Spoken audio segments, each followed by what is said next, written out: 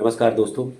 Silver और gold के बारे में डिटेल में बात करेंगे। जिस हिसाब से अमेरिकी ट्रेजरी सेक्रेटरी का बयान आया है चाइना को लेकर के, साथ के साथ जापान में इलेक्शन का रिजल्ट आ गया है, अब वहाँ पे गवर्नमेंट फॉर्म होगा।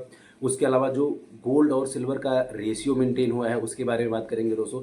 साथ के साथ जो दुनिया भर के एक्सपर्ट ने प्राइस प्रिडिक्शन दिया है सिल्वर और गोल्ड के बारे में, उसके बारे में बात करेंगे। आज मार्केट क्या स्टेटस है, क्या स्ट्रेटजी होनी चाहिए इन्वेस्टर के लिए, ट्रेडर के लिए, इन सभी बारे में डिटेल में बात करेंगे। अगर आप चैनल पे नए हैं तो लाइक करें, शेयर करें और सब्सक्राइब करें दोस्तों।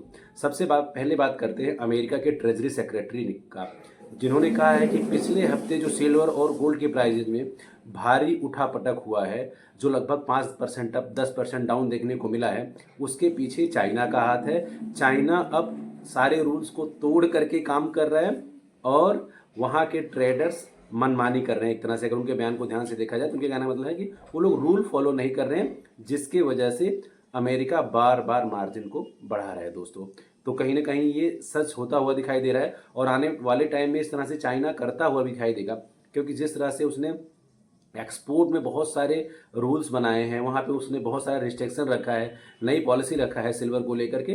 तो इस तरह का चाइना का दोस्तों करता रहेगा, वो मूवमेंट लाता रहेगा, क्योंकि वो कहीं ना कहीं यूएस के ऊपर जो क्रिटिकल मेटल्स हैं और सिल्वर गोल्ड हैं इनको लेकर के अब दबाव बनाता रहेगा, क्योंकि उसको कहीं ना कहीं अपर हैंड लेना है ताइवान के ऊपर दोस्तों। ये तो फिलहाल अमेरिका का है। साथ के साथ अगर मैं बात करूं जापान की, तो जापान में न्यू गवर्नमेंट का फॉर्मेशन, आज इलेक्शन का रिजल्ट आ गया है दोस्तों। अब डॉलर में कमजोरी देखने को मिल रही है, क्योंकि जेपीवाई जो जापान का करेंसी है जेपीवाई, उसमें लगातार मजबूती देखने को मिल रहा है, क्योंकि दुनिया भर का पैसा जापान में लगा हुआ है। और अगर जापान का करेंसी थोड़ा सा और मजबूत होता है तो डॉलर इंडेक्स में गिरावट और देखने को मिल जाएगी, जिससे सिल्वर और गोल्ड के प्राइजेस को सपोर्ट मिलता हुआ दिखाई देगा दोस्तों। क्योंकि जो न्यू गवर्नमेंट वहाँ पे फॉर्म होगा, उनका एजेंडा ही यही था कि वो जापान लोकल करेंसी के लिए काम करेंगे, लोकल के लिए काम करेंगे, लोकलाइजेशन करेंगे, और दुनिया भर में जो जापान का पैसा लगा हुआ है उसको कहीं ना कहीं वो जापान में लेकर के आएंगे। तो ये जापान से एक जो न्यूज है दोस्तों, ये मेटल मार्केट के लिए एक अच्छा है, क्योंकि डॉलर कमजोर होगा तो रुपए इसमें आपका सिल्वर और गोल्ड की प्राइजेज में उछाल देखने को मिलेगा दोस्तों।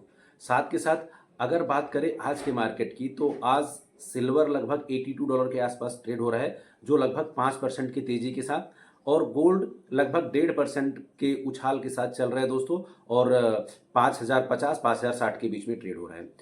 अगर मैं ईटीएफ की बात करूं तो कहीं पे 8% की रिकवरी है, किसी किसी में 10% की रिकवरी है, अलग अलग फंड में अलग अलग तरह की रिकवरी है। ऑन एन एवरेज 8 से लेकर के 10% की रिकवरी हर एक ईटीएफ में देखने को मिल रहा है सिल्वर में दोस्तों। तो मार्केट रिकवर जबरदस्त तरीके से कर रहा है। सिल्वर का शॉर्टेज मार्केट में बना हुआ है, उसी को देखते हुए दुनिया भर के जितने सारे एक्सपर्ट हैं सब लोगों ने प्राइस प्रिडिक्शन भी अपना, किसी ने रिवाइज कर दिया है, किसी ने बढ़ा दिया है। अगर पीटर टॉक की बात करें तो उनका जो प्राइस प्रिडिक्शन है वो $300 है, रॉबर्ट कियोसाकी का $200, सिटी ग्रुप का $200, बैंक ऑफ अमेरिका का $170। इस तरह से दोस्तों अलग अलग एक्सपर्ट का, अलग अलग इंस्टीट्यूशन का अलग अलग प्राइस प्रिडिक्शन है। तो अगर सबका एक ऑन एन एवरेज हम प्राइस निकाल करके देखें तो 170 से लेकर के $180 के आसपास होगा 2026 के लिए। क्योंकि किसी एक एक्सपर्ट के प्राइस प्रिडिक्शन पे हम जा नहीं सकते, क्योंकि सबके प्राइस प्रिडिक्शन में लगभग $100 से लेकर के $50 का गैप है। लेकिन अगर एक एवरेज हम निकाल लेंगे तो 170 से $180 के बीच में होगा। अगर हम उसको आईएनआर में कन्वर्ट करें तो 2026 में सिल्वर का भाव 5 से लेकर के 7 लाख आईएनआर के बीच तक जा सकता है दोस्तों। जिस हिसाब से मार्केट कंडीशन है, जिस हिसाब से शॉर्टेज सप्लाई है और दुनिया भर में इंडस्ट्रियल डिमांड बढ़ा हुआ है, और गोल्ड स्टेबल रहेगा, रिटर्न उसमें हैंडसम मिलेगा। अदर का अगर आप अलग जितने सारे एसेट्स क्लास है उससे कंपेयर करोगे तो गोल्ड इस साल भी कमाल करने वाला है दोस्तों। अब बात करते हैं गोल्ड सिल्वर रेशियो की। आज के डेट में अगर गोल्ड सिल्वर रेशियो निकाल करके देखे जाए तो 163 है, 1:63 दोस्तों। इसका मतलब 1 gram gold equal to 63 gram silver. अब सिल्वर रेशियो का जो आइडियल सिचुएशन होता है, अगर 1:50 से नीचे आ जाए सिल्वर तो वहां पे सिल्वर महंगा हो जाता है दोस्तों, और 1:50 से 60 के बीच में है तो वहां हम देखते हैं कि सिल्वर और गोल्ड के प्राइजेस में कहीं ना कहीं वोलाटाइल है मार्केट, एक अप्स एक डाउन में बना रहता है दोस्तों। लेकिन अगर 160 से ऊपर सिल्वर जाना शुरू हो जाता है तो वहां कहीं ना कहीं ये देखने को मिलता है कि फिर से जो इन्वेस्टर हैं उनका रुझान सिल्वर की तरफ और बढ़ रहा है, डिमांड बढ़ रहा है, जिससे उसके प्राइजेस में तेजी देखने को मिल रही है दोस्तों।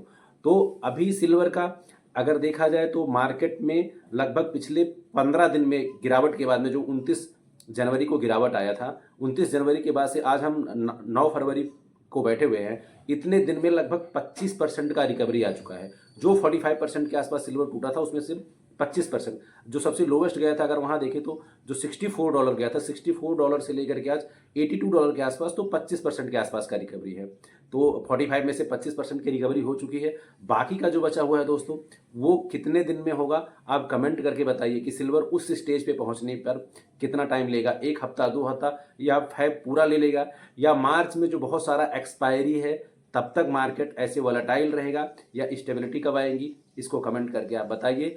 लॉन्ग टर्म में फंडामेंटल स्ट्रांग है, तो इसमें अगर आप निवेश करना चाहते हैं स्पेशली मेटल्स में, तो हमेशा लॉन्ग टर्म का प्रॉस्पेक्ट रखें, एटलीस्ट 3 से 5 ईयर। जब मार्केट का वही स्ट्रेटेजी आप रखें, जब मार्केट डिप हो तो आप वहाँ बाय कर सकते हैं, चंक्स में बाय करें, सिप में बाय करें, और कोई भी निवेश करने से पहले अपने एडवाइजर का सलाह जरूर लें दोस्तों। आज के वीडियो में इतना ही, थैंक यू।